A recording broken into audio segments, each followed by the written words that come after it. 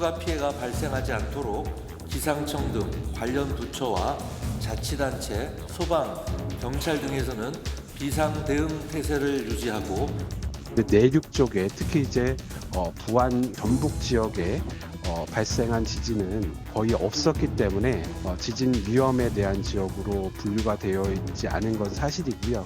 그런데 부안 지진 같이 잘 알려지지 않은 여러 가지 에너지들로 인해서 이렇게 지진이 발생할 가능성은 과거보다는 굉장히 높아졌다.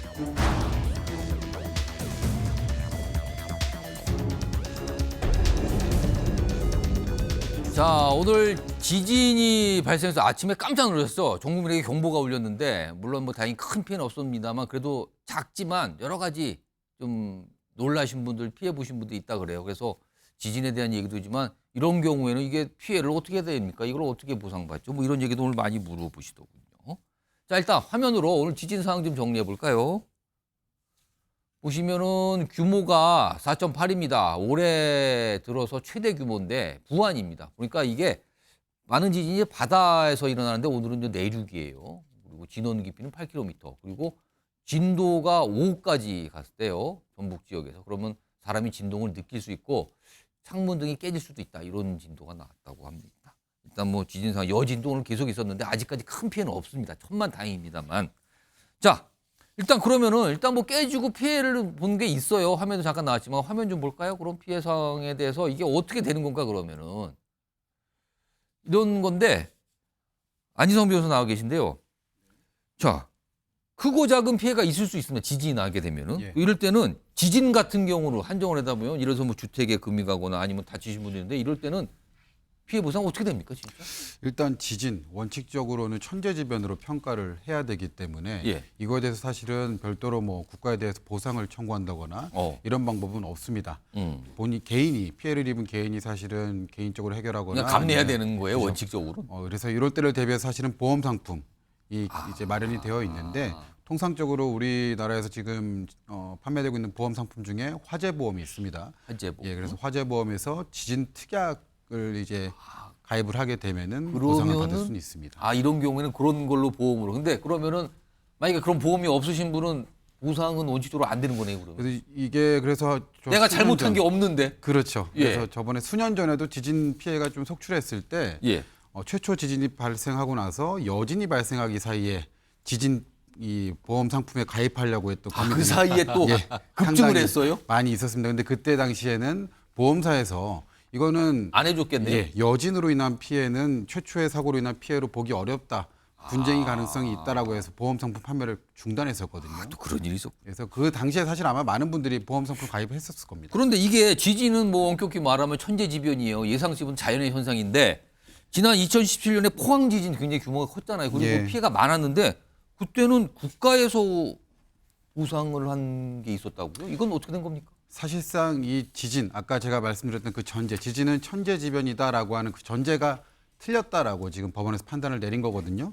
지진이 이제 천재지변이 아니라 인재였다. 즉 당시에 이제 지질 발전소를 이제 건설하기 위해서 국가에서 어떤 작업을 했었는데 그로 인해서 지진이 발생한 것이다. 사람의 약간의 잘못이 있을 수 있다라는 판단이 나온 거예요, 그때는. 그래서 이로 인해서 국가가 또 시행사가 잘못을 했기 때문에 이로 인해서 국민에 대해서 정신적 피해를 일부 배상해라라고 하는 판단이 나왔던 것입니다. 아, 그때는 약간 그럼 인재성이 가미가 됐다. 그래서 국가가 나서서 뭔가를 해줬다. 그 판결이 그렇게 나온 거예요. 그렇죠. 사실상 저도 그 당시에 그 판결을 보고 상당히 좀 충격적이었던 기억이 있는데 우리가 지진이라고 하는 것은 천재지변이라는 사실 인식이 있었고 사람이 도저히 그것은 인력으로 막을 수 없다라는 게 사실 지진이었는데 당시에 이제 반대로 사람의 힘으로 지진을 만들어낼 수가 있구나라고 하는 또 생각도 하게 된 판결이었거든요. 그로 인해서 사실은 국가에 대한 이런 책임을 인정을 한 것이죠. 자, 지금요.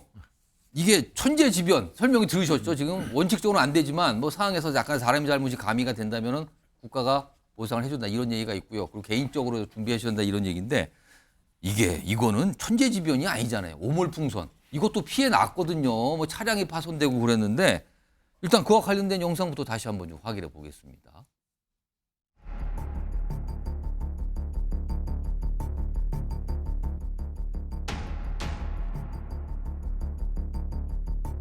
이번 피해에 대한 지원 필요성을 국회에서도 인식하고 있어 민방위 기본법 개정을 통한 입법 보완이 추진되고 있습니다. 법 개정 이전이라도 적극 행정 차원에서 피해 주민에 대한 신속한 지원이 필요합니다. 이번 달 내에 신속히 지원하는 방안을 서울시 경기도와 협의 완료하였습니다. 자, 그러면 지금 보면은 이 현행법상으로는 뭐 근거법이 없다 그러잖아요. 그래서 뭐 이걸 좀 마련하겠다잖아요. 그럼 지금 안 된다는 건데요. 화면 좀 보겠습니다. 이번에 오물풍선 날랐을 때 피해 보신 분이 있어요. 저렇게 자동차 압류 다 깨졌거든요. 저분은 아무 잘못도 없는데 그냥 당한 거잖아요. 지금 상황이. 근데 최인영 변호사, 이분이 보험 처리를 했다고요?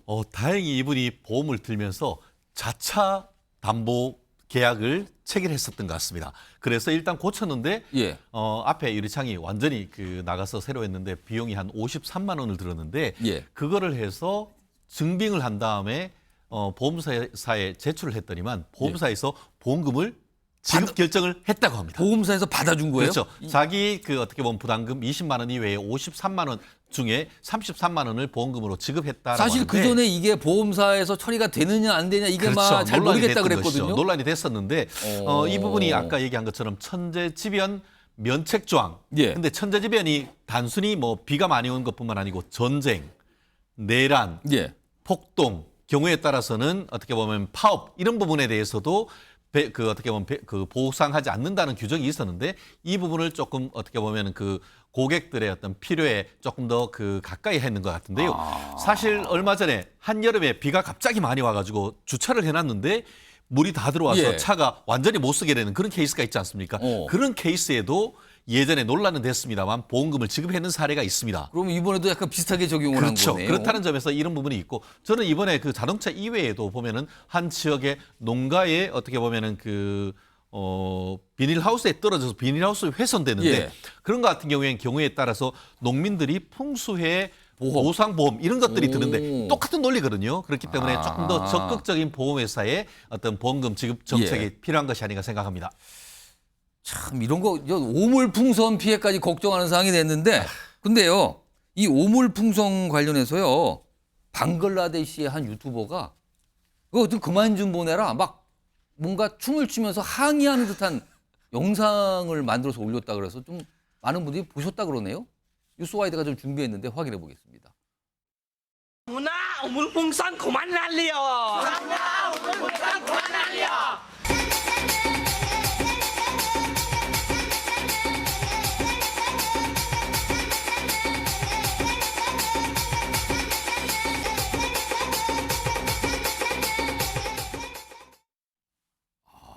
지금 저 영상이 나가는 동안 제가 제작진부터 설명을 좀 들어서 찾아봤는데 저게 방글라데시 유튜버래요. 그럼 유튜버 본인이 채널 운영하시는 분인데 전 세계에서 신청을 받는답니다.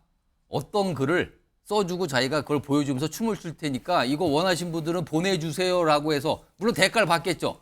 근데 이거 아마도 우리 한국 분인 것 같죠? 한국 분이 저렇게 글을 보내서 이거를 이 판넬에 써서 춤춰주세요라고 요청한 것 같아요. 저런 걸 한답니다. 북한과 관련해서 여러 건이 있다 그래요. 뭐 하지 마라, 왜 그러냐 이런 걸. 근데 이번에는 정원아 오물풍선 그만 날려 이렇게 누가 신청하는 걸 들고 저렇게 춤을 추면서 홍보를 한 건가요? 광고를 한 건가요? 아무튼 저런 모습도 있답니다. 북한에서는 안 받겠죠 저거를. 40만회 조회수가 40만회나 넘었다 그래요. 많은 분들이 보셨네요. 자, 다음 마지막 주제, 뭐 시간이 많지 않지만 마지막 주제 가보죠. 준비되어 있습니다. 이번 전면 휴진 결의는 그간의 요청에 제발 귀 기울여 달라는 저희의 마지막 몸부림입니다. 한국 중증질환연합회의 입장. 나타나왔던 동원과 대한민국협회의 18일 전면 휴진과 맞물려 중증질환자들은 죽음으로 내버리고 있습니다. 우리는 아픈 것을 선택한 것도 아닙니다. 부디 아픈 환자들이 치료의 기회를 얻을 수 있게 해주십시오. 자, 제목이요. 엄벌해달라, 의사들에 대해서. 그리고 고소고발 검토하다 이런 얘기 나왔어요. 화면 좀 볼까요? 지금 집단 휴진 결정이 계속 나오는데 서울의 큰 이런 빅5 병원들도 막 집단 휴진하겠다고. 지금 보세요. 18일 전면 휴진 결정한 게 삼성 서울병원, 서울 성모병원, 서울 아산병원. 정말 큰 병원들이에요. 그리고 세브란스 무기한 휴진 결의. 서울대병원 17일부터. 다 합니다. 다. 이 큰 병원들이에요. 자, 그러자 아까 화면에 나왔던 분들이 중증질환연합회 소속되신 분들이거든요. 아프신 분들도 거기 들어가 있었어요. 그분들이 무슨 얘기를 하시는지 화면에 있습니다. 보시면요. 진료 거부한 이런 의사 병원들 고소 고발 검토할 것이라고 얘기했어요. 안지성 변호사. 예. 고소 고발 검토한다. 이거 고소 고발 어떻게 이게 가능한 건가요? 어떻게 처벌 가능성이 있는 겁니까? 일단 말 그대로 현재까지는 고소 고발을 검토하는 단계인 것으로 보이고요. 사실상 이 환자와 병원, 의사 측의 이런 진료 의무라고 하는 것은 환자와 병원의 그런 진료 계약에 따라서 발생하는 사적 의무에 불과하기 때문에 이를 위반했다 그래서 형사 고발을 한다고 하는 것은 사실상은 현재로서는 어렵습니다. 다만 지금 정부에서 예고하고 있는 것이 이제 전면 휴진 파업 결정에 따라서 이 근로 유지 명령과 또 이어서 업무 개시 명령을 예고를 하고 있기 때문에 이에 불응했을 때는 당연히 형사처벌을 받을 수 있거든요. 예. 이에 대해서 환자 입장에서 한번 고발을 검토하고 있는 것이 아닌가 하는 생각은 듭니다. 현정 변호사, 이거 네. 저분이 저 환자분들이 많아요. 저 연합회 가입하신 분들. 그러면은 오죽 답답하면 그리고 중간에 제때 치료를 못 받으신 분들을 봤으니까 저런 거 아닙니까? 그렇습니다. 이제 의사 선생님들이 있어야 될 곳은 파업 현장이 아니고 치료하는 병원이다. 그 말씀이 있지 않습니까? 예. 모든 국민들이 저와 같은 잠재적인 우려를 가지고 있을 것이고 우리는 잠재적인 우려지만 지금 중환자의 가족들 같은 경우에는 현실적인 생존의 문제 아니겠습니까? 예. 그렇기 때문에 물론 뭐 지금 의사 선생님 같은 경우에는 긴급한 환자에 대한 어떤 응급의료나 이런 부분은 계속 한다고 하지만 정상적인 진료를 하려고 예약해놨던 분들 아무도 못하고 수술을 하려고 예. 했던 분들도 전혀 못하게 된 것이거든요. 오. 결국 이런 상태에서 정부가 업무 개시 명령을 했음에도 불구하고 거부를 할 경우에는 의료법 위반, 나아가서 경우에 따라서는 이른바 부작위에 의한 업무 방해죄 이런 부분도 지금 될 수 있는 형법적으로 상당 부분 문제가 될 수 있는 부분이기 때문에 뭐 본인들은 이미 법률적인 검토를 거쳤다라고 하지만 국민들 특히 중환자들의 목숨을 담보로 이와 같은 정부와의 예. 본인들의 어떤 밥그릇 다툼 이런 식으로 어떤 보일 수 있기 때문에 과연 저와 같은 파업이 국민들의 공감을 얻어서 성공할 수 있을지에 대해서는 굉장히 회의적이기 때문에 이제는 정말 제스처로 저렇게 하는 것은 예. 변론으로 실질적인 어떤 파업으로 들어가는 것은 절대 있어서 않는 것이 아닌가 생각합니다. 알겠습니다. 오늘 마지막으로 오늘 뭐 환자분들의 목소리까지 좀 들어봤습니다.